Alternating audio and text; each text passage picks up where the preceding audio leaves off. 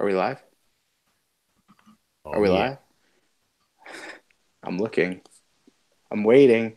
Hello and welcome to another edition of the Thursday Throwdown. As always, I am your host, X to the D to the A to the L to the Y.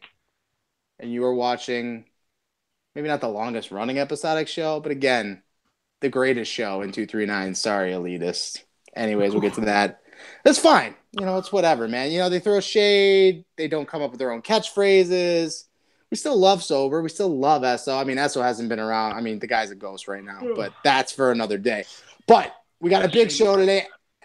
Yeah, it's there's a lot of emo. Maybe bleeding out by his bathroom toilet. I don't know.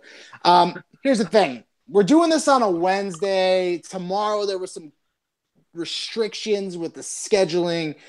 Pale and myself have work, and Ryan works 97 jobs. So tomorrow was going to be an issue, but we did not want to miss another show. So we are bringing it to you live on a Wednesday night. Call it the Wednesday wrap up, but it is the Thursday Throwdown. So before we get into it, let's meet the panel. As always, sending it to none other than the captain of Netflix and Chill, Pale Poner. How you doing tonight, man? I'm doing pretty good, guys. Have a big series coming up with Diddling Danglers, who we are actually tied in points with. We have the same exact record. I think it's 5-6-4. That's a big series tonight, unfortunately, again. But we've been pulling it out anyway, so we'll see what happens. I also have Frozen Throne next tomorrow. And they're another team that we're right in contention with for points-wise. So I'm pretty excited about this week. Yeah, Billy, man. how you doing, man? Yeah. Man, I'm doing great. I was just thinking about how the Frozen Throne is probably going to be placed right there very soon. Man, I'm doing wonderful. Like Bailey said, I'm working a ton, doing my thing, but I'm here tonight. Look at this, little clean shaven. Huh? I did some of the scruff, but I have to tell you, I'm excited about tonight's show for one specific reason. We have one of the sexiest 239ers of all time has joined us tonight. And I'm not talking about Dalai Lama, although we miss you here right now, Dolly. I'm talking about the one and only Chew Therapy. How are you doing, bro? Hey, boys. Thanks for having me. Doing good. Just got finished a 14-day shift. Ready to rock some hockey again with the boys. Now, are you going to be available for next week's games? Or are you going to be able to play in some of them? Or are you right back to work? Tuesday during the day, I have to leave and go back. So Sunday, Monday, I can play. Well, hopefully Joe still figure that out. I mean, listen, I'll tell you what, man. Everybody knows me. I get a little crazy sometimes. I got that competitive fire. But I may have been MFing a certain Mike Davis and Joey Stopa last night during our series that lasted precisely 2.5 fucking hours. I'm not even getting into that. If you want to know about that series, please go read the write-up. Johnny Blaze, fix your fucking internet. Anyways, a lot of stuff to cover today on this Wednesday edition of the Throwdown. First, let's jump right into the topics. Trades. One big one that just went off. Now, there was a couple, and Pale, you'll have to back me up. I know you're usually really good on the trade stuff. First one we're going to talk about, though, Shock going from #Chem to Raising Cane, which is captained by King Rome for Bar Down. I'm looking at this trade. Shock started the season so promising. That #Chem team was really, really good. They were so good defensively, 5-man unit, and they just seemed to lose their identity. Not only were they not scoring, which was always going to be an issue supposedly on that team, but then the defense and the goals against and everything seemed to spike. And Dominator Silva in his second season at captain, having another rough go this season. Last season was the Free Woolen. This season it's the We Suck Dicks. So really, I think that something had to be done. They're still in contention. The bottom of the leaderboards are a fucking mess right now, so they can still do it. But is it too little, too late? Pale, do you like the trade? Shock for Bar Down? All right, so Pale's not. I think Pale will be right back. Okay, so Pale's going to take a dump or something.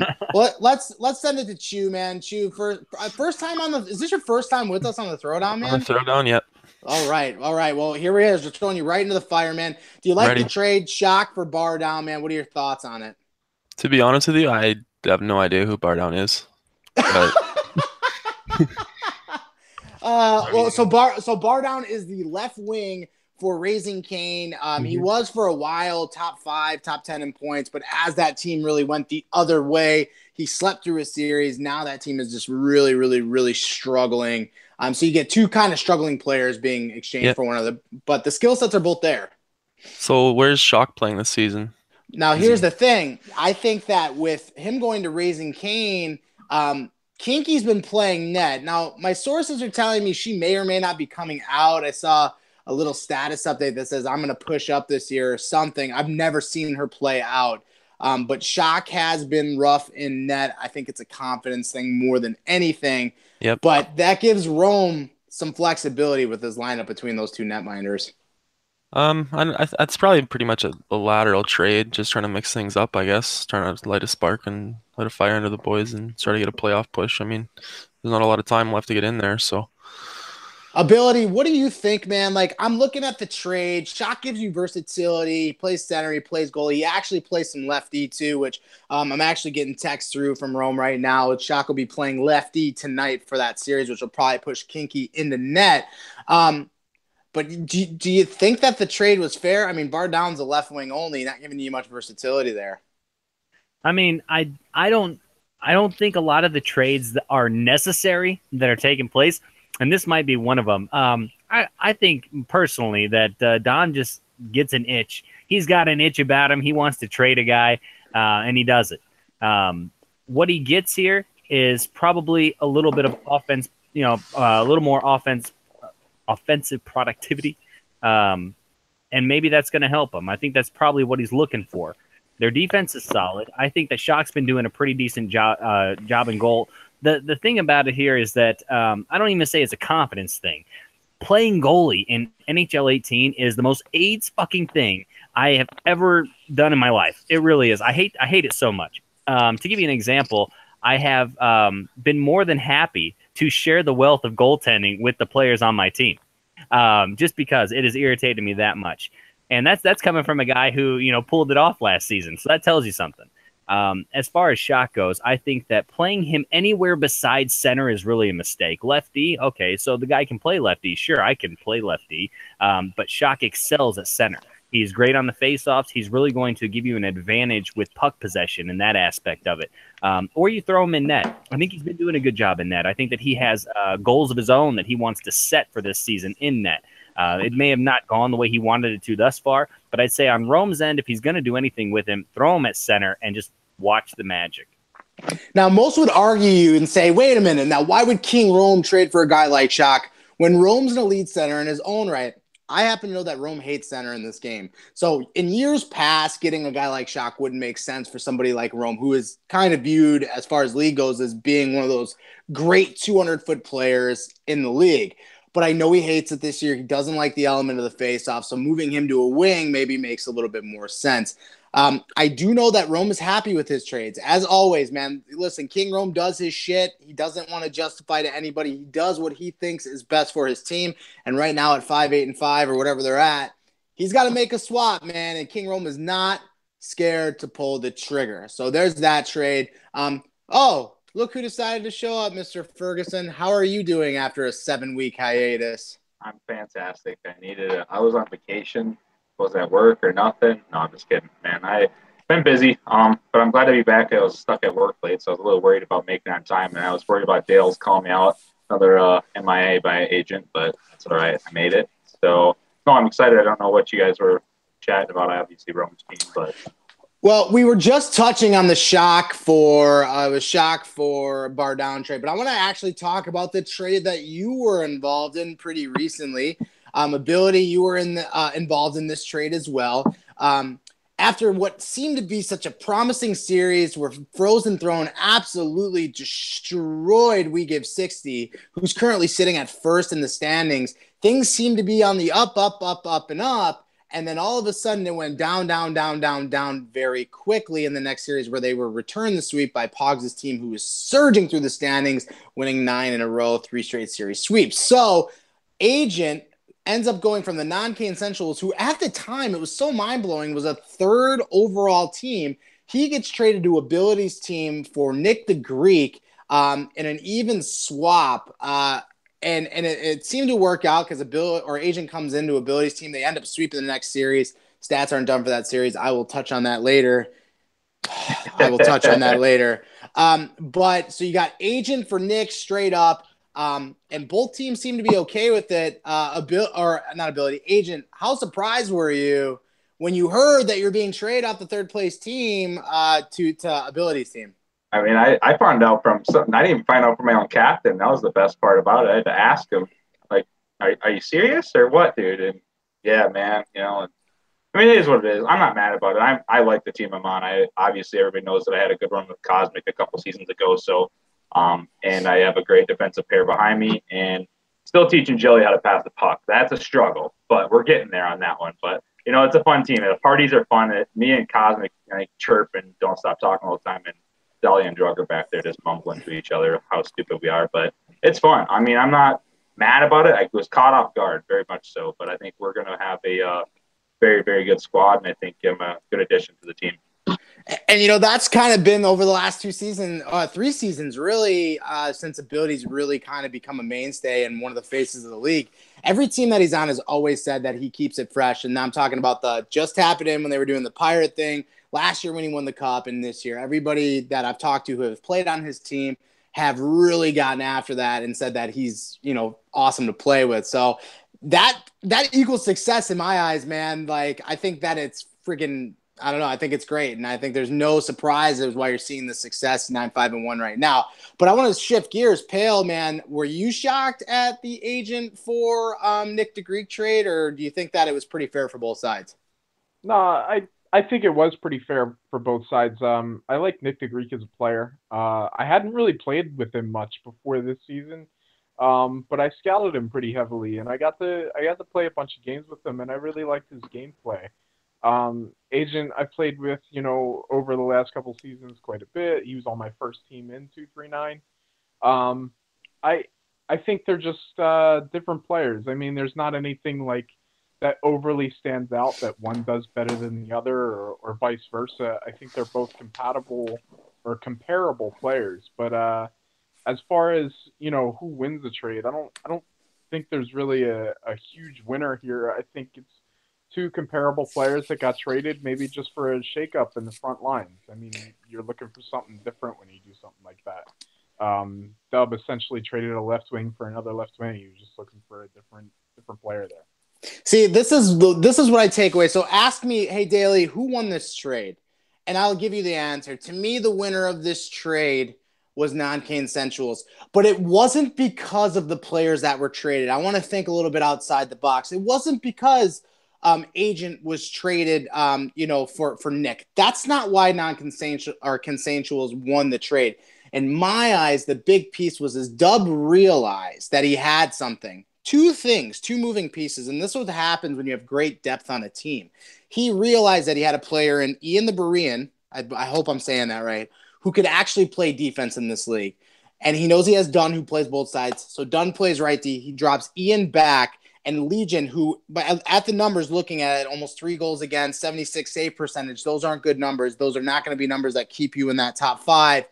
He had to make a change. And we go full circle. And I said it last week. And he had Derek Cortez in his back pocket, a guy that I truly believe is an elite goaltender, in his back pocket the whole time.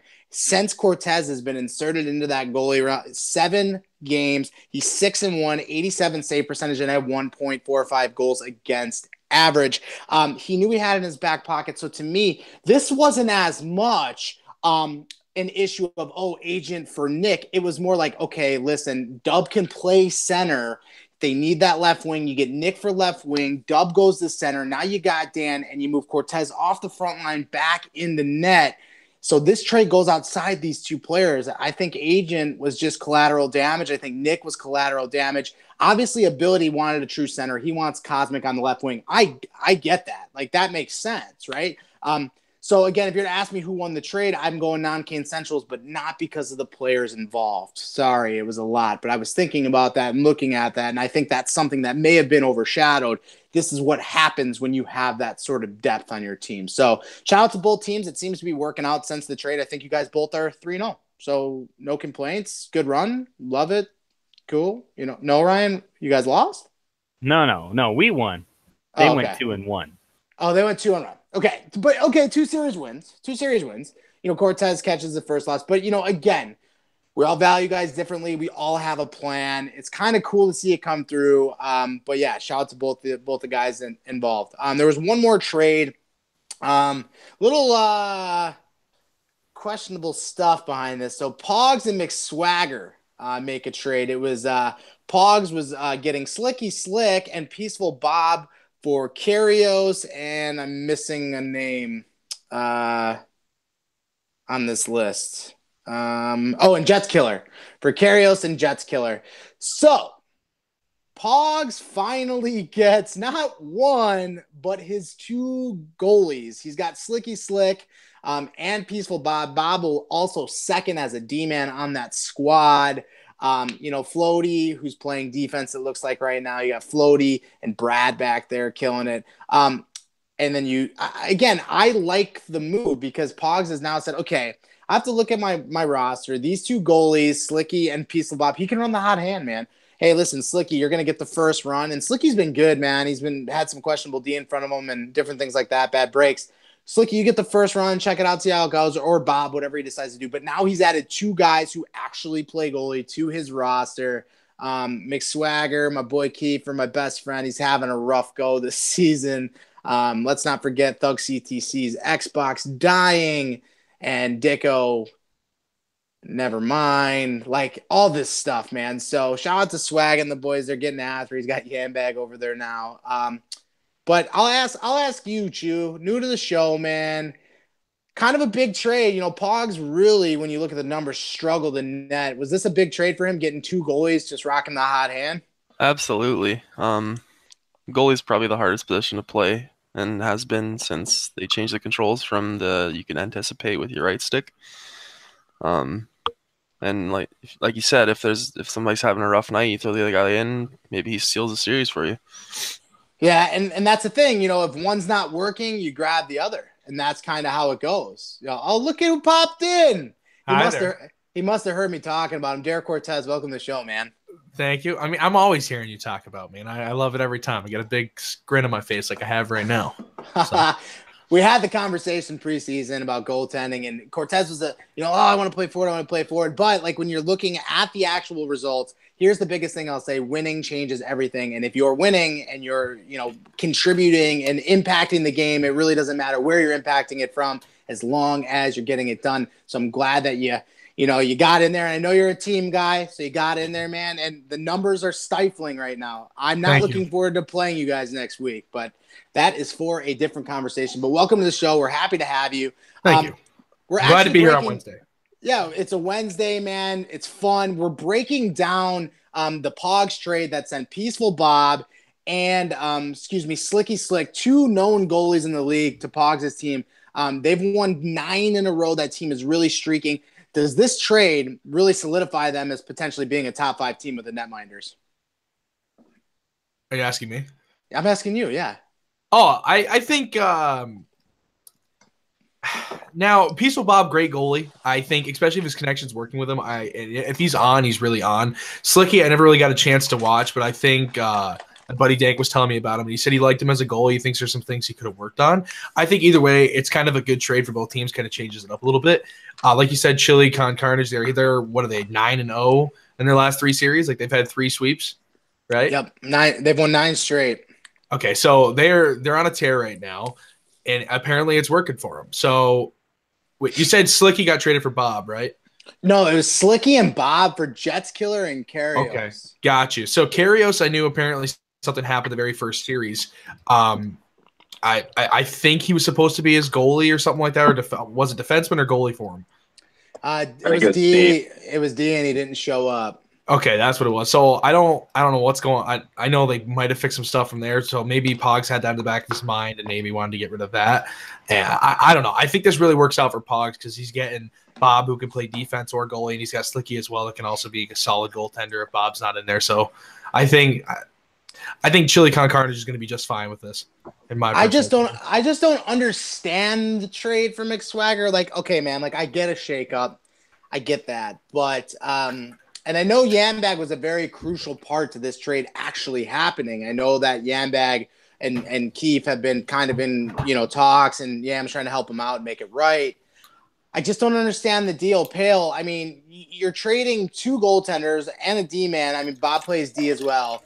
You're trading that, and you're getting back a guy who has questionable availability in Karios, and you're getting back Jets killer, who, in my opinion, no offense to Jets, but isn't the strongest player in the deal. Does this trade make sense for McSwagger at all? Yeah, I'm not really sure that it does. I don't know very much about Karios. He's one of those guys, I think I saw him play like 1 or 2 games while I was scouting, and I think I had him as a forward. So as far as his defensive capabilities or anywhere else on the ice, I don't really know very much about him. When I saw him play forward, I kind of saw him play. Nothing really stuck out to me about him. So I scout like a maniac in the preseason. If I don't know very much about the guy, I don't know how much McSwagger actually knows about the guy either.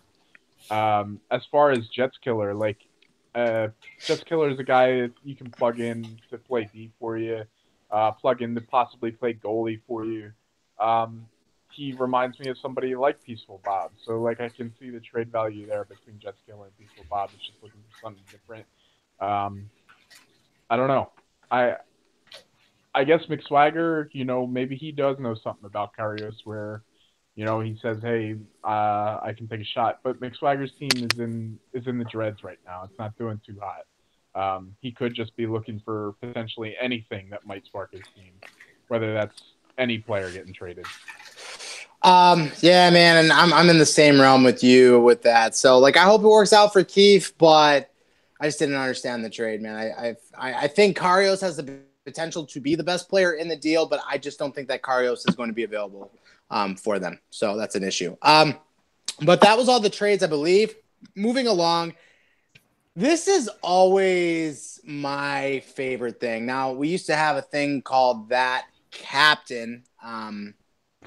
Basically, that captain who kind of is maybe questionable, not doing what he's supposed to be doing, and this is going to be open forum to put those guys on blast. So I'm going to run the panel as far as who are your mid-season votes for that captain. I have mine. It hurts me, but I'm going to run the panel here. Give me your captain and why. Pale, I'm going to start with you, man. Who's that captain at the halfway point? Mine's going to be King Rome. I really like Rome as a player. I like him as a guy. I've really enjoyed playing with him when I've gotten the chance to. But, regardless of the stats, we'll talk about that later because there's an issue there as well. But regardless of that, the guy drafted a team. And before the season even started, he only had 2 guys left on his team that he actually drafted. And since then, I think he only has Kinky B PB as who he's drafted. So just from that, I think that's worthy of that captain. I mean, I don't know how you can evaluate how your team is going to be doing before the season even starts. I can understand you practicing every night. I can understand you going in and saying, look, this isn't working, this isn't working. But at a certain point, you need to be able to adjust and coach and practice with guys and allow your team to come together and figure their shit out. Just putting in moving parts over and over and over again, I don't think is ever going to be a key to success. I think you really nailed it. Rome was my guy too, and everybody knows that King Rome's a buddy of mine. But we'll get to the stats later. Agent man, hang on, let me stop. Are we all in agreement that King Rome is without a shadow of a doubt is currently that captain? That's the thing. Yes, but I'm picking somebody else for fun. So am I. Okay, all right, let's run. Okay, let's run the list. Agent, give me someone, man. I was gonna say Tomahawk because the guy needs to stay off the fight up. Somebody does when your team is. Honestly, I agree with where he was put, but somebody made a good point in the YouTube chat. Mr. Andrew Horton, which I believe is Lime, tossing out old Pale Corner's name with the 18 reschedules. The guy's got the grossest schedule I've ever seen. And I'm going to have to agree. It's annoying to deal with as a captain. Thanks. Appreciate you, Andrew. It's super annoying to deal with as a captain. And By I the get way, where you're going. You want to play. I get it. I'm not, and you don't want to be not on the ice when your team's playing. But dude, you got my vote right now. Oh man, hey Chewy, give me a name, man. Who's that cat? I know who Chew's gonna say. By the way, Who am I gonna say? Tell me who you think I'm gonna say. Josto. No, that's not gonna be Josto. I was just gonna miss. To be completely honest, I haven't really paid like super close attention to what's going on this season. So my pick is gonna be time out. Yeah. This guy hits us up today. He says, "Hey, I want to come on the Throwdown." All right, cool. Question number 1. Hey, what do you think about Karios? Oh, I don't know who that is. Or no, what do you think about Bar Down? Oh yeah, I agree with you guys. I go, what do you think about Bar Down? He's like, I'll be honest, I have no idea who that is. I said, who's your that captain? Well, I'll be honest, I haven't been paying attention. Hey, listen, man. Give me a name, man. Who Listen, you got? man. At least I'm honest about it. You are. Mine's going to be Dom Silva, just because having that kind of defense and struggling as bad as he did, it just seems like a mismanagement of what the fuck's the word I'm looking for? Talent. What do you think happened there? Because they started out as the hottest team in the league, probably. Well, I can tell you, man, like they played us, and like anybody who played We Give 60 early, we had a really rough go with the offense, but they were so sound defensively. It was this 5-man trap. It was very Hut Heroes like. They were tough to penetrate. I haven't been able to see what's happened since then, but they've only won 3 games since they beat us twice. And they played another 18 games since then. So something happened. Again, any roster that has CDU on it, Shock was playing insane. Maybe they just, they caught a bad offensive team early and We Give 60, but they looked like a completely different team. And I'm seeing the scores. Like, here's the thing. Like, you can have a struggling offense, but that defense should not be giving up the goals that it is. So I'm with you, man. To see Chelsea, to see Kayla, these are top defensemen. It should not be happening, but it is. And, Dom makes one last-ditch effort getting Bar Down, who's a true trigger man, and we can see what happens. Bailey, give me a guy, man. Like, who's your guy? Exact same answer was going to be Dom Silva. Now, number one reason is because they have beat the 2 series that they won were against your squad and then our squad here. That's 2 of the top 3 teams. Like, they had their shit together in the beginning of the season and then just crumbled. Like, okay, I love Dom. Dom loves me. We joke with each other a lot. He dissed me on the You Sober show about just being. At first, he didn't even know I was playing goalie. He thought I was playing forward still with Dan, and he just whatever. But I'm definitely gonna have to go Dom. Like, you can't. I don't know how you have that defense. You had Shock and Net. It's the same thing we all said from the beginning. Their offense was gonna lack. Dom was gonna have to be their guy, and it just isn't working. Like, we played them a practice game before our series Monday night. And with Nick in, or if Agent was still here, I think we would have just walked over them because our team has improved, and it doesn't look like they've progressed at all. It looks like they're the same team that they had their first series of the season. So I'm going to pick Dom. Now, Ability, I didn't forget about you, man, all the way at the end of the line here. I didn't, but give me your who's that captain right now, man? I know you're going to be honest. All right, hold on a second. First off, I just want to say that I'm getting messages flooding my phone right now, and my favorite one so far is upper management has spoken. Dom Silva is out after this season. Ouch, man. I got to tell you, I agree. I agree with some of the stuff that they said about you, Dom. I'm going to let you off the hook here. I think that as far as last season went, you did a lot of the same stuff, but last season was worse. This season, you're trying to manage it better. I see that. And maybe it's not equating to wins, but you guys have it. Thank you for the beer. All right, here's the deal. I want to give it to Tomahawk. I want to tell Tomahawk, man, look, you have to be that captain. And for one reason only. You just handed me Cosmic Fate on a platter. Holy shit. Oh, Jesus. I didn't even have to trade up to get him. That was something special. But I'm gonna let you off the hook too. I honestly think that that captain is Joe Stowe. And I think that because he is surrounded himself with a good group of guys, And I think that because of some poor decision making with setting lines, the lineup properly, it's costing that team wins. There's a certain way that those guys can play together that are going to just steamroll teams. Can you just say their names? So like that, those guys, you can say their names. Brick and Vigo, right? There's several though. I mean, the team's good. The team's good. I think that changes need to be made, and this is a problem I'm seeing not only on Joe's team. That is one of the teams that I am most dissatisfied with because of that. But there's a couple others too where these captains aren't utilizing the players properly, and because of that, their teams aren't getting the W's they should be. It's kind of like, I mean, everyone sees it. You guys have to see this if you're looking closely at some of the lineups that are being thrown out there. The difference is like, when I put Walker in net, we sweep. So, that is what it is. Well, I'm with you in this too, because to your point, Ryan, like last night, man, I come out and, we're playing Josto's team, and who's playing center? Josto. Why the fuck is Josto playing center? Oh my God.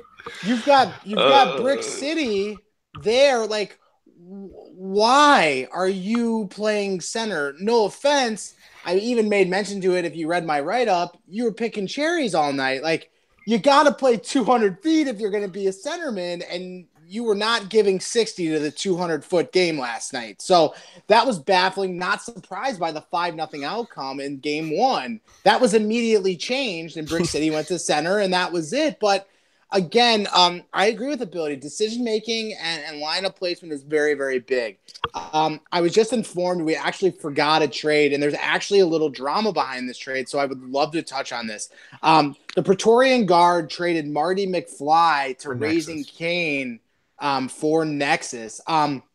And my sources tell me that we're going to now have to call Marty Emo McFly. He was not happy with how Captain, a.k.a. Sergeant Lubner, handled it's Lube. No, Lube. It's Lubner. No, it's Lebner.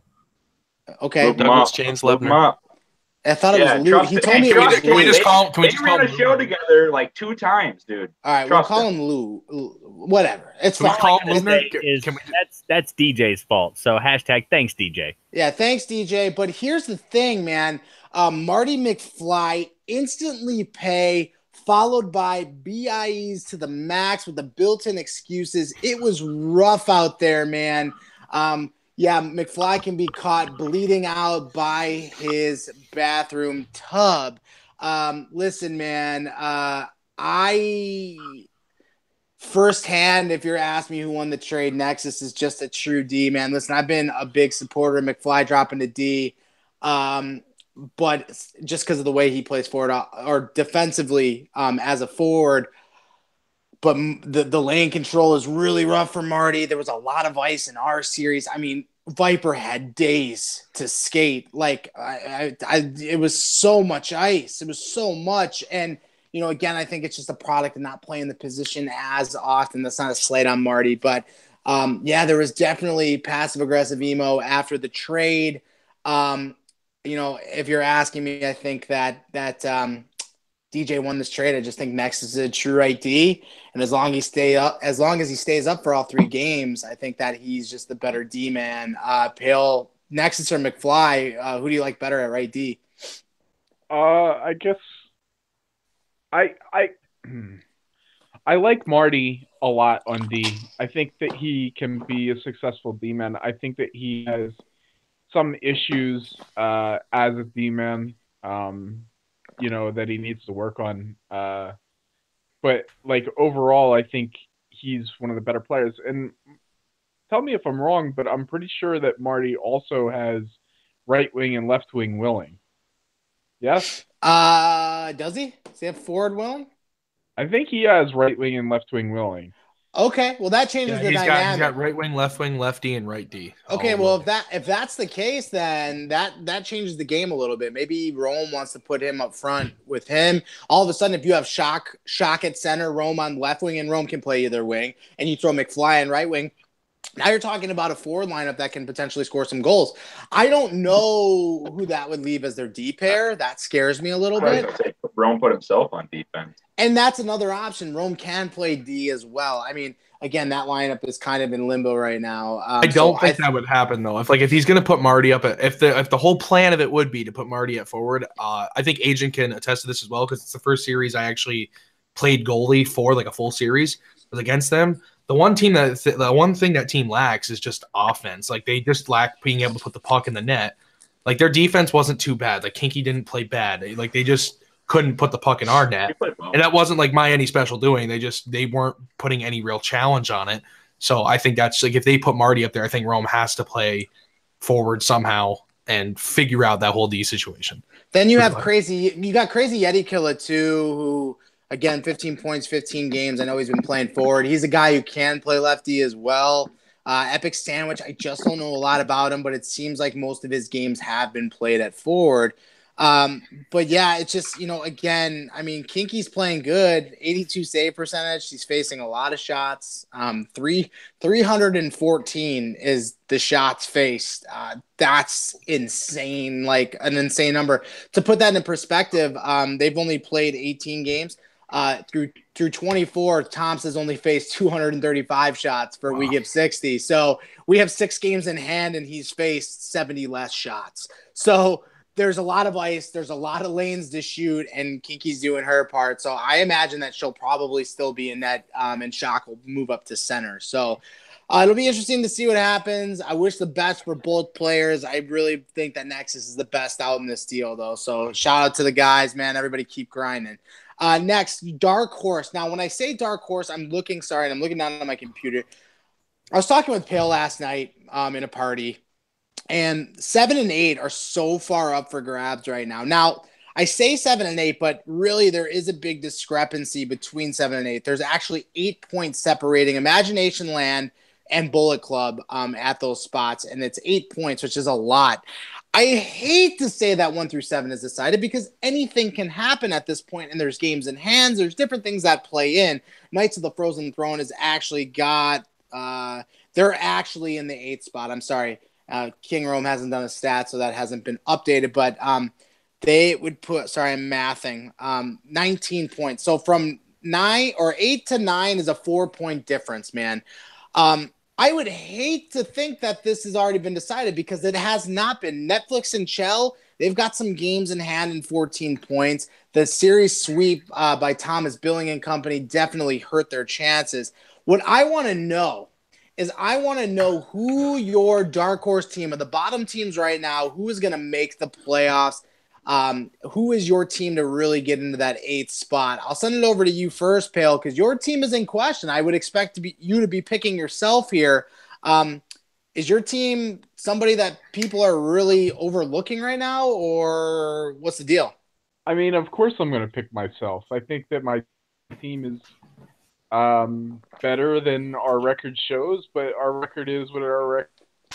We have to play better, and we have to get everybody on the ice all at the same time is the more important thing. Yeah, I mean, we can play with all these teams. If you go back and look at our scores throughout the season, we've played some of these better teams. We've played Imagination Land. We've played No Regrets Squad. And all of our series have been super tight. We have 1 goal game differences in almost every game.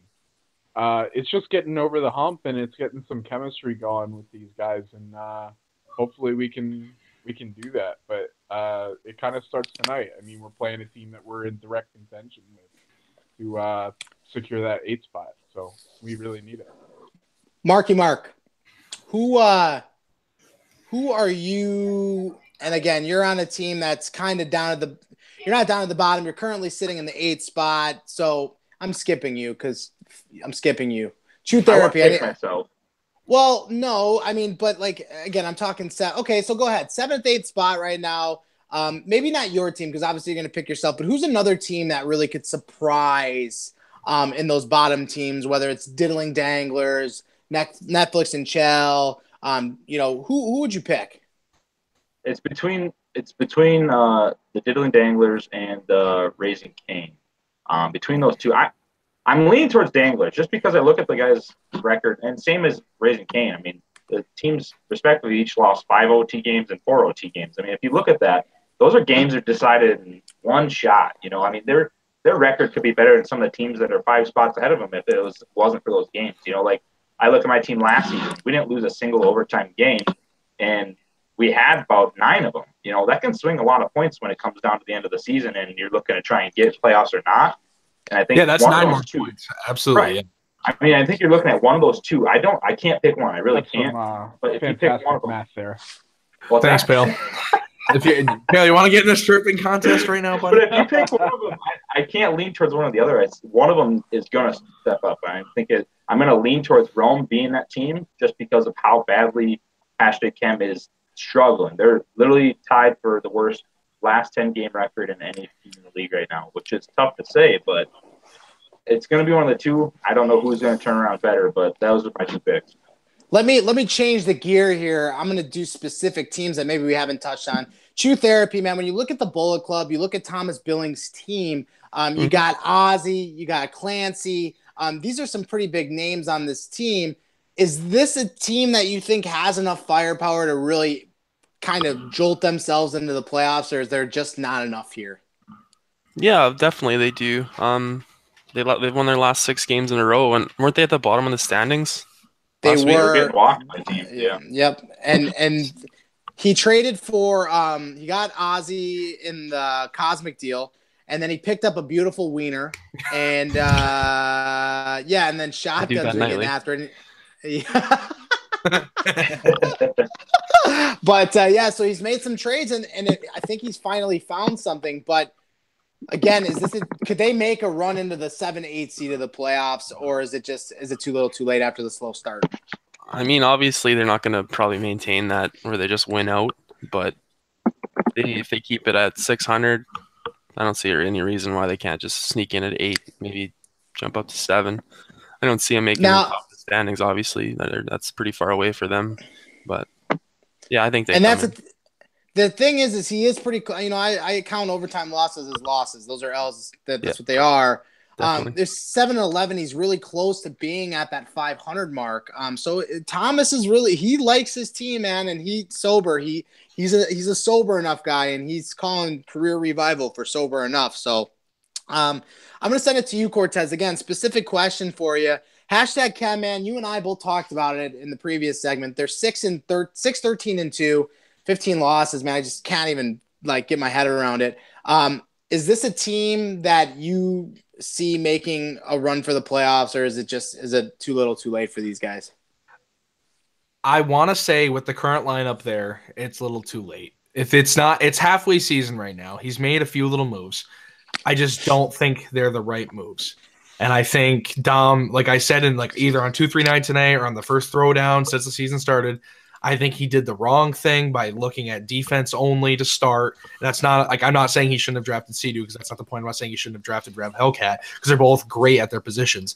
I think Dom is not, and there's no diss to him, I don't think he's not an elite enough forward that he couldn't bring a forward onto his team to put the puck in the net. So he has to either trade Sidu away, maybe Kalo away, and he has to figure out how to get scoring happening because if the defense isn't simply keeping the puck out to the point that they're winning, he's got to do something. So with the lineup they currently have, and it's already basically at the halfway mark, I just don't see the team making it unless drastic changes are made. So that's just me personally. Well, and you got the trade deadline coming up, Super Bowl Sunday, 4:00 Eastern, I believe is the deadline. I'm looking at this team, and here's the things that I'm seeing. Who's the goaltender? 37 in a row as a part-time player. He's great when he can play, but that's one series. Then you have Quantum Tech. You take Quantum out of center, and you're really losing a lot up front. It looks like Middle Garen's going to have to slide in that role, but he's about a season and a half removed from actually playing consistent goalie. He's got a 58 save percentage in the 2 games that he played, 8 goals against, only 11 saves. I mean, that's not going to get it done, and he's got a great D pair playing in front of him, so that should not be happening. To me, this is just too little, too late for these guys. I just think that it's all but written. So I hope I'm wrong for Chelsea and Kayla and Dom and Quantum and Bar Down. But it's going to take some real grind, and they're going to have to not just win series. They need to start working on sweeping series. I mean, 5-6 points every time, that has to be the focus. Otherwise, it's over. Lastly, ability, man. I'm gonna let you talk on your boy, man. I'm a Kiefer guy. I'm a McSwagger guy. Is there any chance that they could turn it around? 5-13, they're last in the league. Is there any hope for these guys, or can we just write them off at this point? I mean, here's the deal, okay?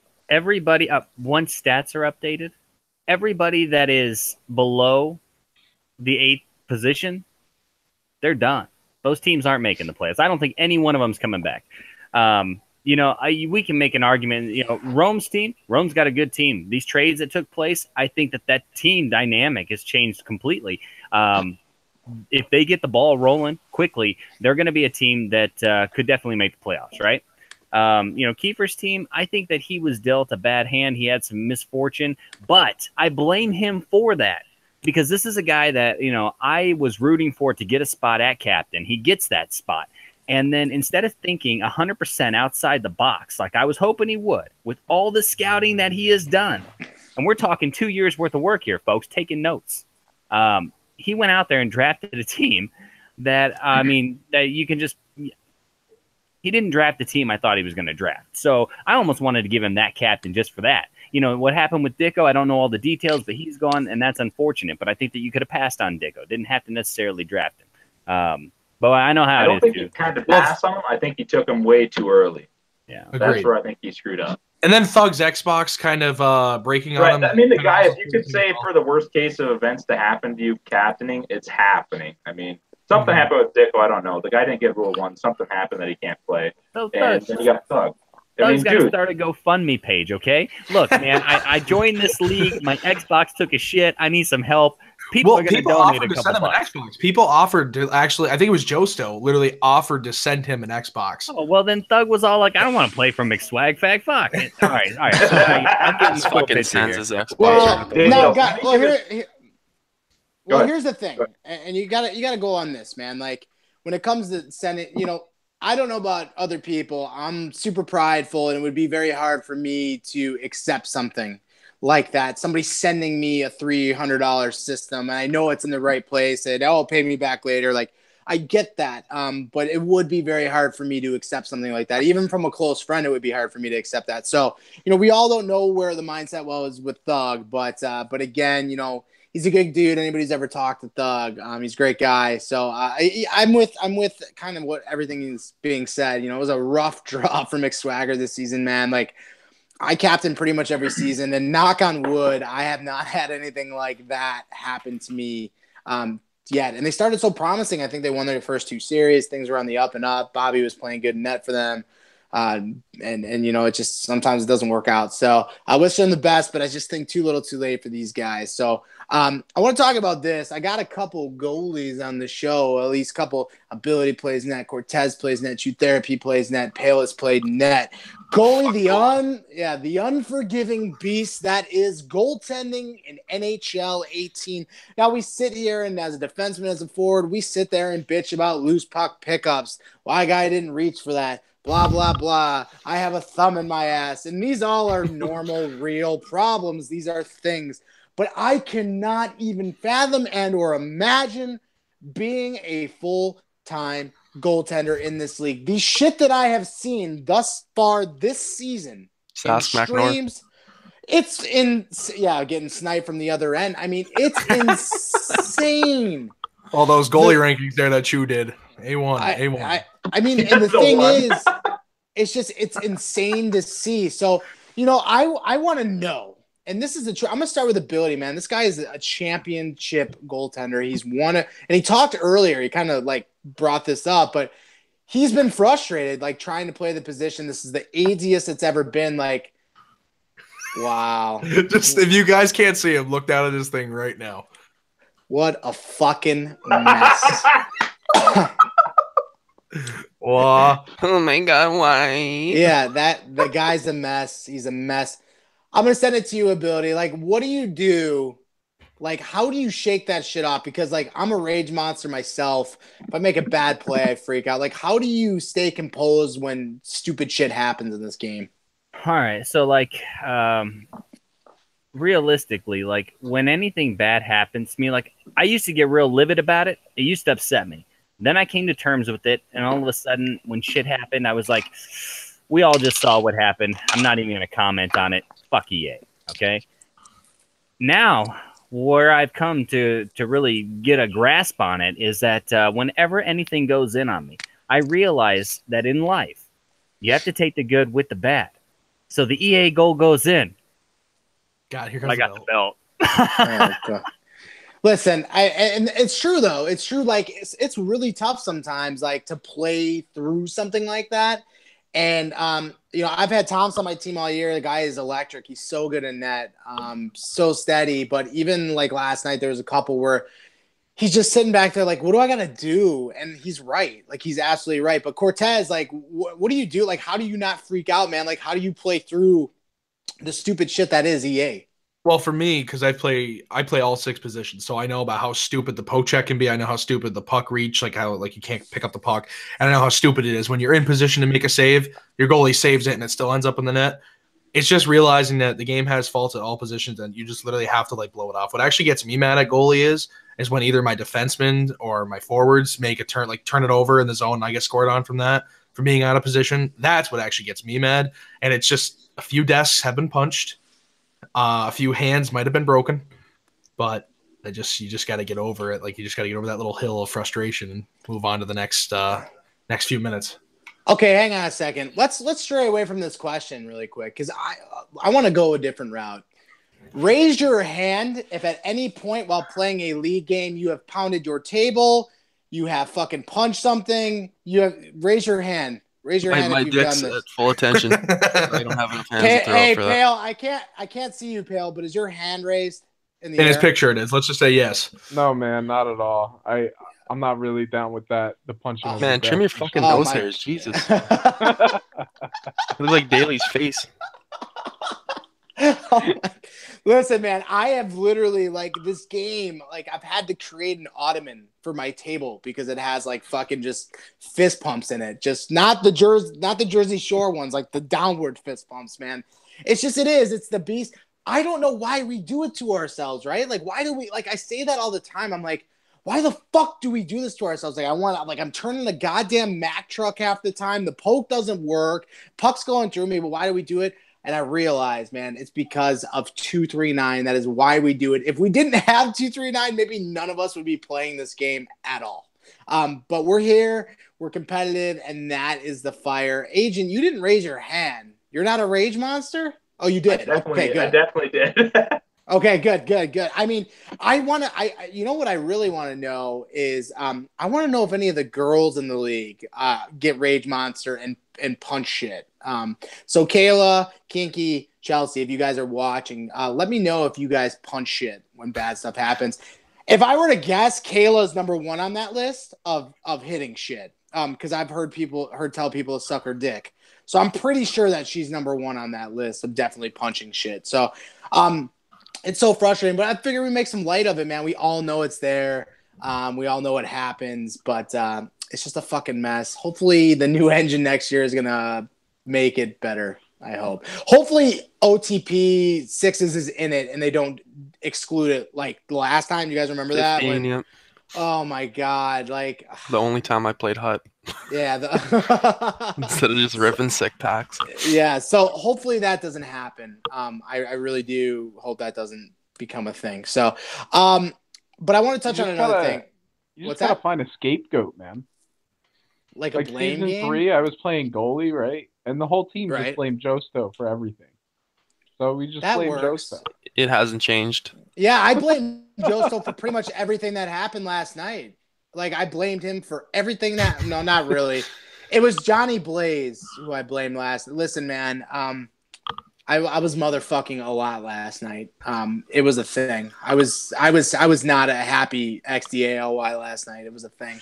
And Josto, I'm like, Josto, are you messaging the waivers? He's like, what do I do? I'm like, send them a fucking but where? I What do wipe you my mean, own where? ass. Wherever they're going to respond to you. Xbox Live, Gchat, I don't care. wherever you're going to get a response, that's where I want you to message him. So it was a mess, but yeah, I'm happy that shit show is over. And that was a reschedule. He wanted the reschedule. I rescheduled with him, and then I get absolutely Mike Davis in game fucking 2. I'm done. I can't talk about it. I'm going to stab somebody. Moving on. I want to talk about the champ because it's the halfway point. He's 15 games in, 9-5-1. With the current roster for ability as is the repeat a real thing? I'll send it over to you, Pale. He's got Dolly. He's got Drug Monkey. Up front, Cosmic, OP Jelly, Agent with ability and net. Is this team the real deal for a repeat run? What do you think? You're talking about abilities team? I'm talking abilities team, man. Repeat. I mean, right now they've got a lot of teams to climb ahead of to be, that #1 championship repeat team. There's a lot of guys out there in front of them. I mean, you got Chili Con Carnage going nuts the last couple. We haven't really talked about them tonight, but Murph's team, despite losing a series against Imagination Land, has still been dominant, and they've still been running through teams. So, I think this is probably the most parity that we've had this season, and I feel like we say that every season. But legitimately, I feel like every team, in that top 12, 13 teams can really win any series. Well, and I'm going to take this. I mean, it's tough because I worry about what their strength of schedule is the rest of the way, and I'm trying to pull it up by team, and I can't, which is unfortunate. But I do think that they've played some tough series. I think it's going to be a nice balance and mix for them. Agent, I mean, you've played one series, man. Are you feeling confident in a potential repeat? Maybe not even with the team that you have, but some of the teams that you're going to have to play to get there. Do you feel that you guys have the pieces to get it done? I do. I think I like the team. I mean, like I said it right away. Right when the trade happened, obviously I was let down, but I look at the team, dude, and I think it's one of the best defensive teams in the league right now. I mean, you got Drug in the back, who's everybody argues is one of the best righties in the league. Dolly, who's a very, very smart player and very good with the puck. He can kind of change a game. He's similar, I'd say, to kind of like a Brick back at lefty who likes to carry it. And I know Daly has always ripped on Cosmic for not playing a 200-foot game, And the guy, I know if I'm out of place, he's covering center. If I'm out of place, Jelly's covering me at center. So I think our goals against isn't really true to how we've been. I think we're actually – I mean, it is. I think we're actually going to show that we might be top 3 defensive team, and our goals are just going to keep coming and coming, man. I mean, we struggled when I was on the non-can centrals against Rome's team. We put up 6 points, I think, 6, maybe 7. And last night we put up about 14, So I see that coming out and actually showing where I think our offense is really going to succeed, and everybody's going to see after about 6 – couple more series here that the standings are going to really shuffle out. I'm going to send this to Chew next, but I got confirmation. Shout out to Shotgun getting back to me. Kinky's a yeller. She yells while playing, so there's that. I don't know if that falls into Rage Monster territory, but it's something. Yes. And Chelsea just simply said to me, yes. That is all she said was yes. So I'm assuming that means yes, she has punched shit. It's just simply yes. Oh, there was an LOL, but yes, it was a thing. Oh, wait a minute. Hold on. I'm getting this in live. Not so much the punching. So I'm wrong about that. Throwing my headset at the couch. So it's like, that's like on a 10 scale, we'll give that a 5. I mean, there's some risk in that. You could break the headset. It's a thing. So there's a 5. I'm going to give that a 5 on the rage scale. There's some potential damage control. Like you break it and I got to go buy a new one. So we're going to give that a 5 on the rage scale. But Chewy, man, you're looking at abilities roster. I know you're like, oh, I haven't been paying attention, but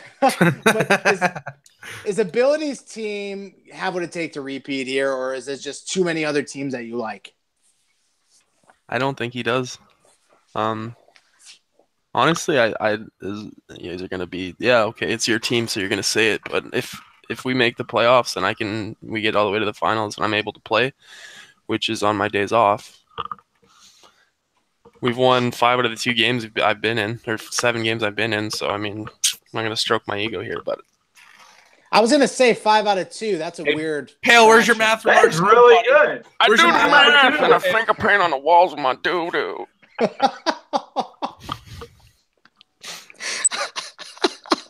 I just heard finger paint and doo-doo, and then a wall reference in there. Oh my god, man. Bailey, what do you think, man? Ryan got what it takes to do the repeat. It's so hard to do it, especially in a 14 team, man.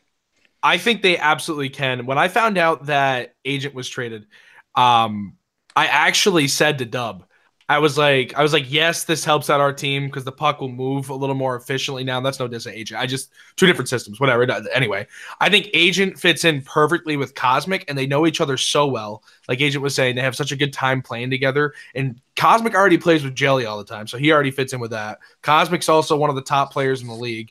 So with those three up there, that's going to work perfectly fine offensively. And then you have a very, very solid D pair, and then you got a goalie that just won a championship if he's playing. I mean, I know he jokingly said Walker was in, they got a sweep, or even if joke or not, I know he said Walker was in, they got a sweep, but I don't see ability sitting himself because it's his team. So I do think they can do it again because they are a very hard team to beat, and they have a lot of series still to play, I think, to catch up. Or are they still do you guys have 15 games played or 18 now? Yeah, Tech 15. Tech, we have one more series 15. to play to catch up to everybody else. Okay, so I think they have time to really work with this lineup they have. And listen, I'm saying it from another team that's in the top 3 right now, and I'd love to win it and everything like that. I do think they can do it again, but I think as the season goes on and it just keeps progressing, I think other teams are going to become more of a challenge. Like, we give 60, you guys are on a roll. Our team, like, we're doing well, and it goes on from there. ChiliCon Carnage, and it just keeps going from there. So I think if Chew plays just like that, like Imagination Land, they could have a great team. Their whole team's there. It's going to be a challenge nonetheless. It's going to be harder than last season, but they can do it again.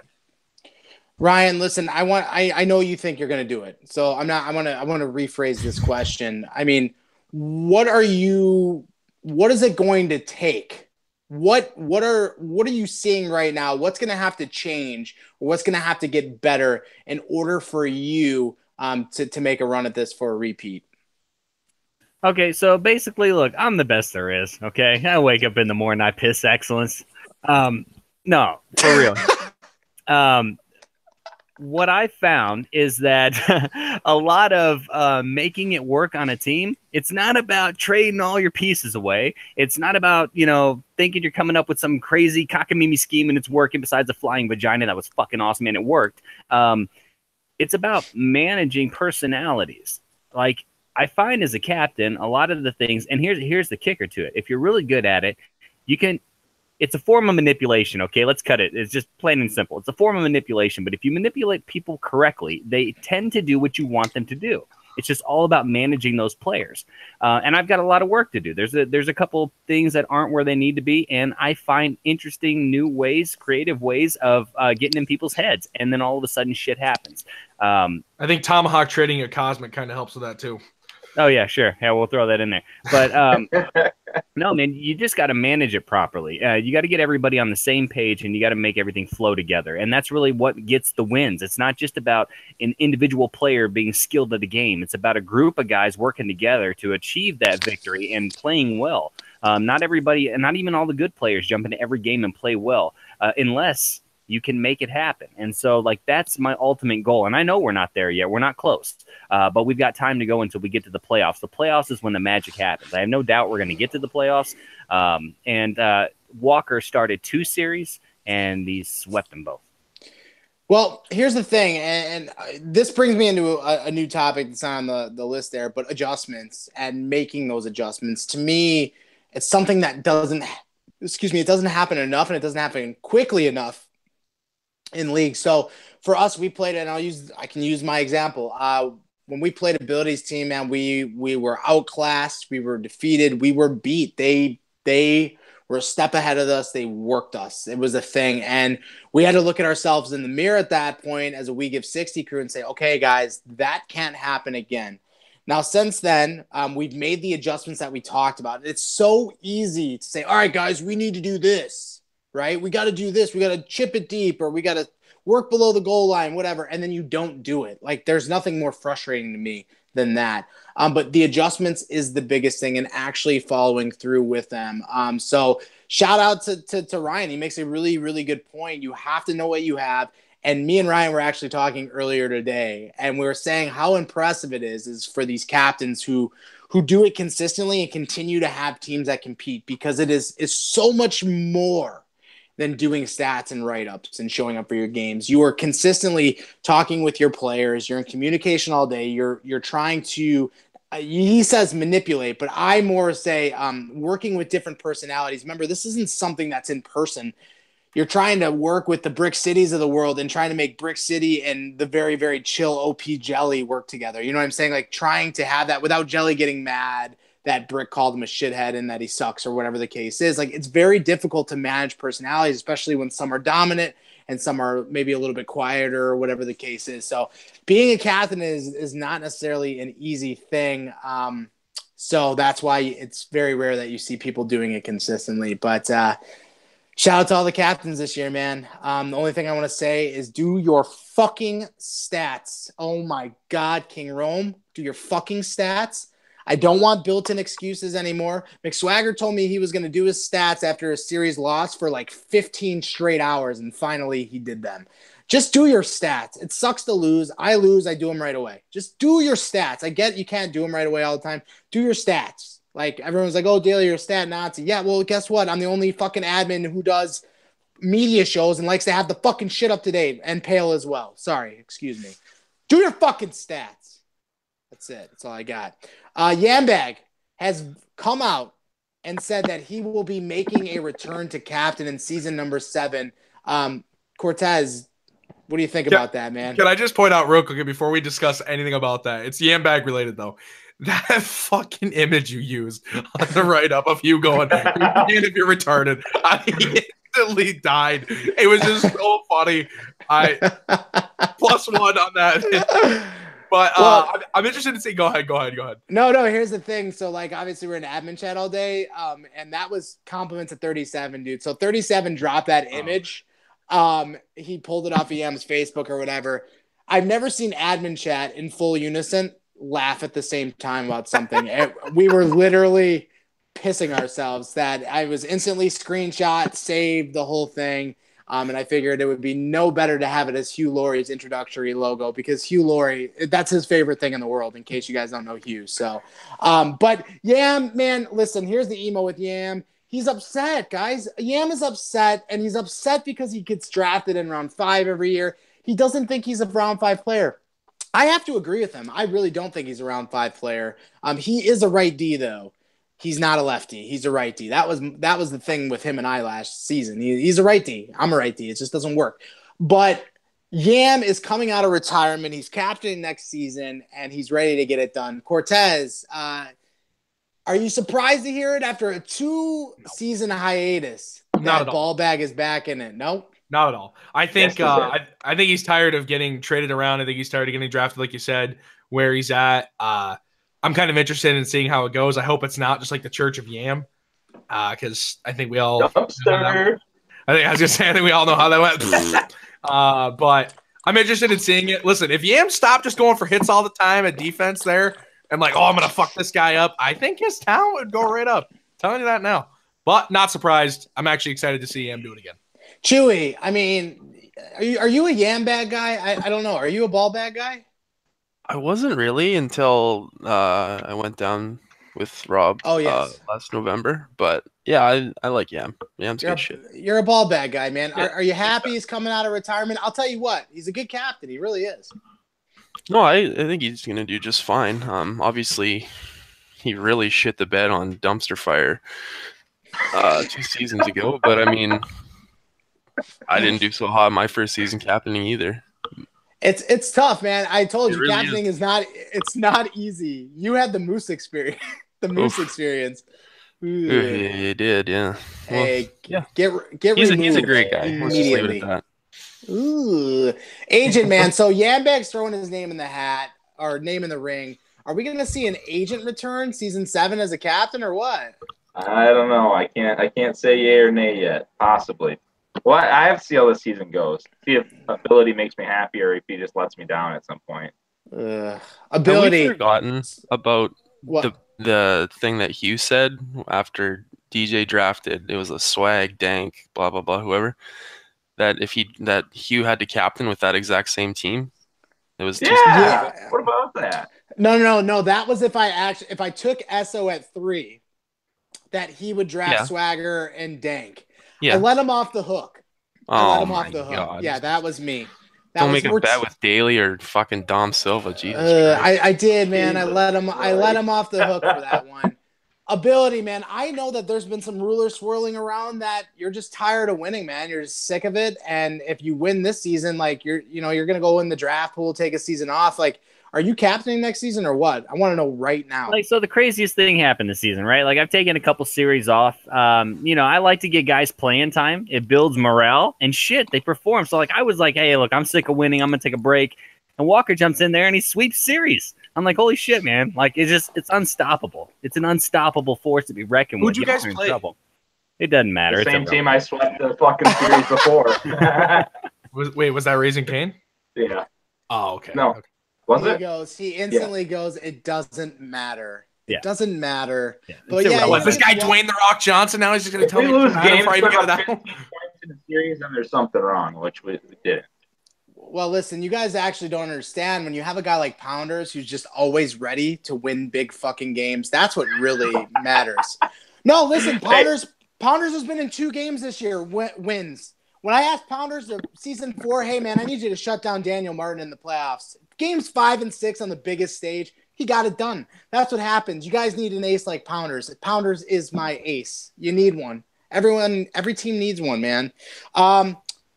Will Agent show up? That was on the itinerary. And hey, look, one thing I want to mention. When we were talking about the dark horse, we were talking an ability through something about he doesn't think the standings are going to shuffle up anymore. Who is somebody, not directed at any one person in the panel right now, but who's a team that you guys think might drop out of the playoffs that doesn't belong there? Well, for me, it would have been, if you were to ask me this question a week ago, even after the sweep, I would have said Pogs' team. But now with them, grabbing what they've grabbed, I really like the team. The one team, though, that I see falling off is Imagination Land. And I'm going to tell you why. They have a tough schedule coming up. They still have to play some of the big teams. Yes, I know they beat Drop Pass Murphys. I understand that. But you have no true therapy. Mac North can only do so much. There's always lineup changing. Like one game, Brick's at lefty, then he's at center. And yeah, I get it. Versatility is nice. It's big. But there needs to be continuity within the lineup. And I know that there's this 8th seed.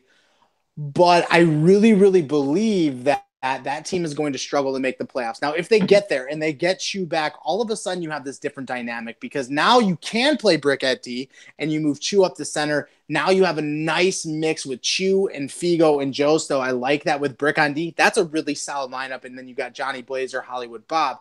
With Mac and Nat, that's a really good lineup, but they have to get there, and it's always waivers and different things like that. So I am really concerned about Imagination Land. Cortez, give me a team that is currently in that could potentially fall out. I was going to go with Imagination Land as well, but because you just did that, I won't. I'm actually very interested in seeing how Praetorian Guard do now. I actually thought when I did my first preseason power rankings, I thought that Brian or Regreski's and DJ had the 2 strongest teams all throughout. And what surprised me with Praetorian Guard, 21 games played, 25 points, 11, 7, and 3. It's kind of surprising me. Thamps and Tom, I think, are in the top 5 in the league for points right now. And then Edge is still 10 points behind them, not even. They have a great, solid team. I just don't know what's going on if they're not winning. I watched them play you, your guys' team, we give 60.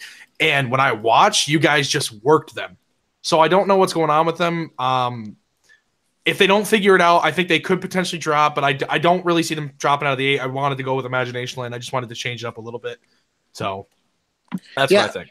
Ability, you got a team to answer Agent's question that's currently in that you think could fall out? Hold up real quick. Cortez and Daly, get bent, man. I'm sorry, fellas, but Imagination Land isn't going anywhere, okay? This team hasn't even had a chance to really play at its full potential yet, and I know you kind of touched on that, but even without that, they've been accumulating wins. This was my favorite team heading into this season to win the Cup. But will they ever have their full lineup is the question. That's the problem. When the playoffs happen, people make adjustments. But if they don't have their full lineup, though, going into playoffs, Well, so then there you go. I mean, what do we got? How many weeks do we have left in my this? God. I'll tell you what. Anyone wanting to place a wager on that, just hit me up. I've already got 2 signed bills on their way to me this week. I'll be glad to take some more from you guys. Listen, I'll take that bet, and I'm going to tell you why. Because I'm here to tell you, last night, and I don't want to say this, but you can ask Brick, you can ask Figo. They literally won game 2 because of a bot. Because if Johnny Blaze would have been out there, they would have got swept last night. They know it. They know it. You can ask them. So that team is not as strong as you think they are, because against some of the teams with actual demon, Figo was a mess versus Odd Guy last night. A mess. He couldn't get by him. They couldn't get by him. It was 5. We won game 1 5-0. It was 5. That helped them game 3 against us as well. Their center dropped, which helped us win more draws, but it actually made a difference in the game too. Those computer players, I hate it, man. Like, I wish there was a rule against it, but at the end of the day, we cannot keep restarting games all night because we have jobs. We're all old men except for Cosmic and Jelly. Like, it's a thing. But I'm telling you, ability, I know it, man. There's that winning pedigree on that team, but it is not working right now. It is not working. There's a lot of open ice, and I'm worried. So I will take that bet with you since you're so confident in your guys. Wait, what's the bet? You tell me, because right now you think that they're going to just walk right into the playoffs. I think it's going to be more of a struggle to get there.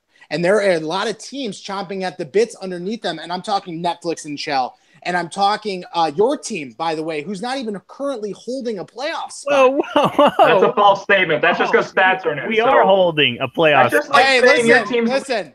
standing because you have 6 more games played than drop past Murphy's. You know what If you really want to get it on tour. Listen, I love when guys get defensive about their teams. What I'm saying, the point I'm making is that you guys are going to leapfrog Imagination Land. Netflix and Shell has games in hand and a roster that's showing up all the time. Brick has gone on record as saying they're playing with waivers every single night. No disrespect to Hollywood Bob and Johnny Blaze, but on defense, they were very, very out of sorts last night. And when you have a lineup that is consistently changing game by game, and I know it, and I love Brick, and I get it. We figured it out. You were changing your lineup every game. Josto's playing center. Now Brick's playing center. Now Figo's, well, he can only play right wing. But you get what I mean. You're consistently moving all these pieces. There's no continuity within the lineup. What's next? Josto's going to go in net, and Mac North's going to play left wing for the first time in 5 years. It is rough right now, and that has to do with guys not being able to show up. He took Chu too early. That's what this comes down to. He took Chu too early. So, Ryan, I am taking whatever bet you're throwing on Imagination Land. We will do it behind the scenes and make it a now, thing. Can the loser actually have to do what they do? Like, for instance, you had to shave off your whole beard that one time. Like, he was supposed to draft thanking them. So, can this actually go through if it happens? Yeah, I mean, Ryan's big into the money, but like, I'm willing to bet whatever, man. Because you know me, Ryan, I'm competitive. And I like to make bets that I know I'm going to win. So you let me know. Big into small wagers? Like, like whatever, man. Like, I don't really care. But what? Okay, I'm so let me ask right you this. now, they're going to make the playoffs. I don't think they do. It's a done deal, man. I'm telling you. I know it's the foresight of it, but I'll tell you another thing too. Throughout this throwdown, you have picked two that I know, underdogs, and gone in opinion form that you shouldn't have gone. So this is a third. This is the third one you've hit on this throwdown that you shouldn't be doing, and you're doing it again. So, man, whatever. Well, ability, personally, I think your team and the Diddling Danglers take the final playoff spots. That's what I personally think. So, I mean, I'm kind of with Daly on it as well. But here's the thing. I like both of those teams as well. And the reason I like the Danglers is because Bubba Man, who's very undervalued in net, has gone into it. It's only been 3 games. He's been solid. I know they didn't play somebody strong. Luka's getting stronger game by game. That lineup's really starting to round out, and they're consistently there. That's the big thing. Like, Imagination Land, their lineup is not consistently there. And, I know that Joe still rescheduled a lot of these series, but Figo's still going to miss.